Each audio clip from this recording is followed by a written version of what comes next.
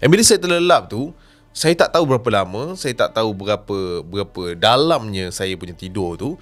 Cuma saya terjaga dek kerana bunyi telefon saya berbunyi 2-3 kali. Tring tring ding ding ding ding ding ding ding ding. Tring ding ding ding ding ding ding ding ding ding. Saya pun angkat telefon. Tengok dalam keadaan mata tu macam apa, nampak tak nampak. On pula jawab, answer. Assalamualaikum. Hello. Waalaikumsalam. Yang kat mana ni? Ya Allah, daripada tadi call tak jawab. Buat apa tu?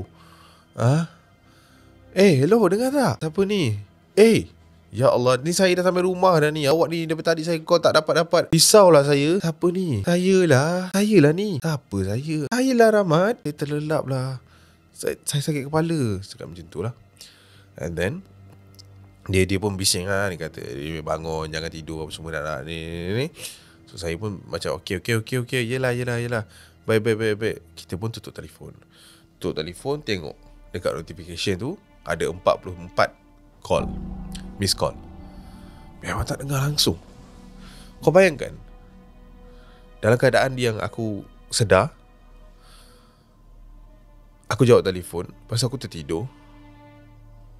Pasal Muhammad ni call 44 kali.